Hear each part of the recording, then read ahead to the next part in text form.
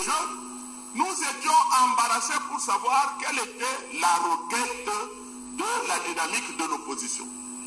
Car le greffe nous a cerné d'abord une première requête, signée, introduite par le professeur Kalele, avec 11 millions de voix pour Fayoulou qu'il réclamait. Cette requête-là, nous en avons demandé la certification conforme, nous l'avons déposée dans notre dossier pièce. Donc cette requête qui a été introduite le 11 à une heure non précisée, nous nous demandons, mais est-ce que c'est réellement ça? Est-ce le professeur Kalele ou non? Et quand on vient signifier maintenant à la partie qui a gagné les élections, de samedi l'après-midi, curieusement, nous trouvons une autre requête. Celle-ci signée maintenant par M. Fayoulou lui-même, avec un contenu différent, dans la mesure où il s'est rendu compte que les 11 millions, c'était peut-être un peu exagéré. M. Fayoulou revenant maintenant a dit non, c'est 8 millions. Voilà le premier embarras, puisqu'il y a deux requêtes qui ont été déposées. Avec cet embarras supplémentaire, que tout le monde a suivi, les médias qui sont ici peuvent vous montrer les éléments sonores, filmés et écrits, car en date du 11, le candidat Fayoulou a dit « Je vais demain le 12 déposer ma requête ». Et on a vu le 12 venir. Notre embarras, c'est lequel? Il est venu le 12. Au vu et su de tout le monde, on trouve maintenant au dossier judiciaire une requête du 11, non autrement à d'une heure non indiquée, et une autre requête du 11 à 15h30, alors que lui il est venu le samedi à midi. Alors, l'embarras est réellement, est-il réellement venu le 12 pour déposer une requête dont il est à laquelle on a mis la date du 11? C'est ça le véritable embarras sur lequel on reviendra ici en termes de détermination de la forme, puisque vous savez, votre juridiction c'est la forme. Un autre embarras, c'est vraiment le délai. Cet élément est important dans la mesure où, Monsieur le Président, la décision attaquée à laquelle de notre côté on n'a pas du tout fait allusion, c'est la décision CENI 001 du 9 janvier 2019. Donc la décision attaquée du 9 janvier, les 2 jours expiraient donc le 11 à minuit, en venant le 12 comme il a fait avec Tanta, beaucoup avec tous les journalistes, avec beaucoup de tambours et trompettes, savent que donc il est venu le 12, contre une requête, contre une décision du 9, donc le délai avait expiré le 11. Donc nous sommes là dans un embarras terrible avec ce que nous avons vu. La personne s'est présentée le 12, mais au dossier on trouve une requête qui aurait été déposée le 11. Mais nous en tirerons les conséquences tout de suite là-bas et vous allez constater qu'il y a eu tardivité. À défaut de tardivité, il y a réellement autre chose, je n'ose pas le dire très haut. Vous savez, nous sommes dans un procès très sensible. Nous devons peser les mots parce que c'est toute la nation qui nous suit. Et les avocats sont d'ailleurs invités de plaider avec beaucoup d'élégance pour éviter que justement les mots ne blessent personne, nous plaidons en droit.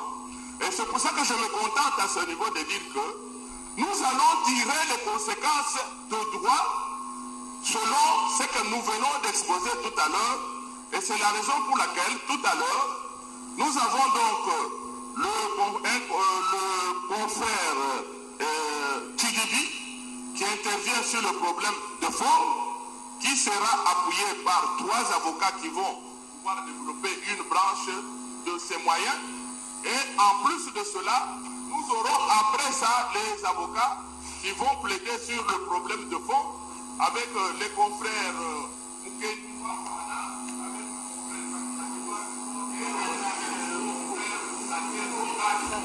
Voilà, le micro un peu de trahir, mais ça vous m'entend très bien. Et donc pour des raisons de méthodologie, confrère Tidimi prend la parole pour présenter maintenant les griefs de faute que nous avons contre les deux requêtes qui se retrouvent au dossier et qui toutes les deux ont été introduites hors délai.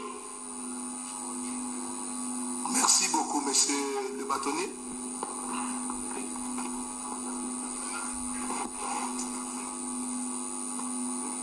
Monsieur Maître Tidimi, vous avez la parole. Merci, monsieur le président. Honorables membres de la composition, honorable organe de la loi, nous venons là nous intervenons ici, après cette intervention brillante de monsieur le bâtonnier Mukendi Wamulumba, soulever quelques problèmes de forme. Parce que, comme on le sait dans notre profession, pour accéder à la maison, il faut passer par la porte et avoir la bonne clé pour entrer dans la maison. Est-ce que le dynamique de l'opposition a utilisé ça bouge? Le micro. Allô. Est-ce que la dynamique de l'opposition a utilisé la bonne clé pour ouvrir la porte du contentieux électoral? Notre première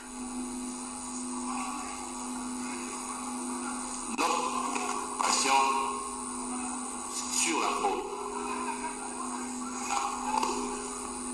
En rapport avec le dépôt de deux requêtes à des jours différents, mais plutôt dont l'une des requêtes est antidatique.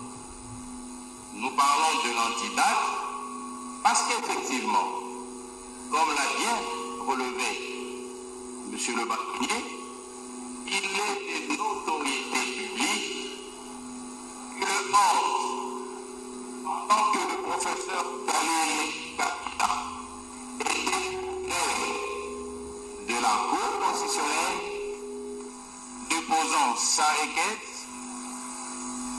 c'est-à-dire donnant mandat à Maître Ekombe de déposer la requête, parce que nous avons la requête et les mandats, et vous avez dans le dossier de la Cour la même requête à la diligence de M. Khalil Kabila certifié conforme. Et ces jours-là, M.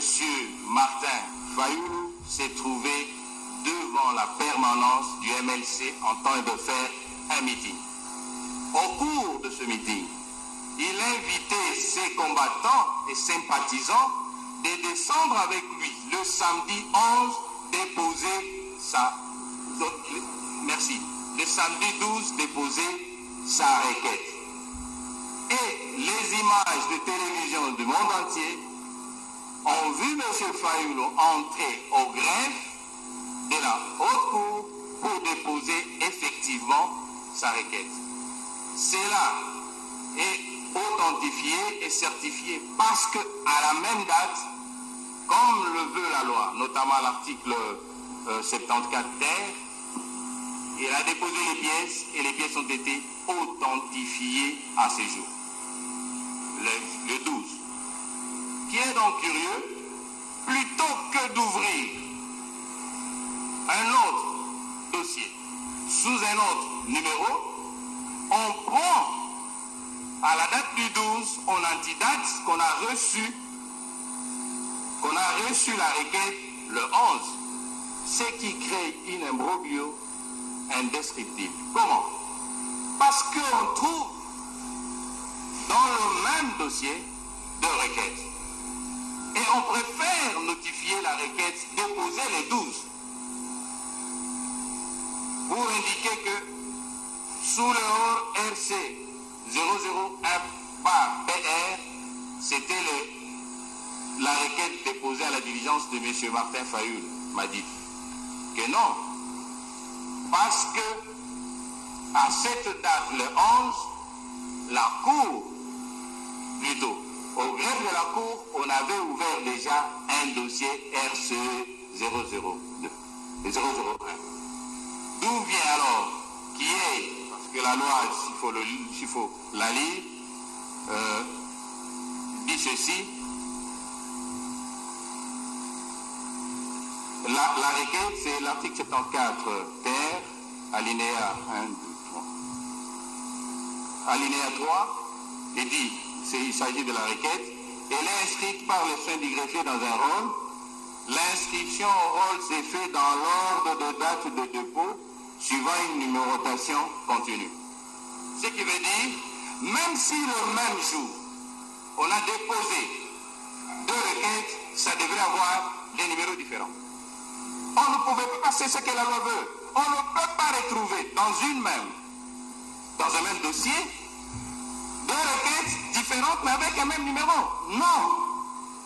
Et voilà la faute. Voilà la faute. Pourquoi a-t-on fraudé? Pourquoi a-t-on fraudé? On comprend. Et d'ailleurs, M. le bâtonnier l'a épinglé, la forclusion du délai. On pourrait derrière les délais.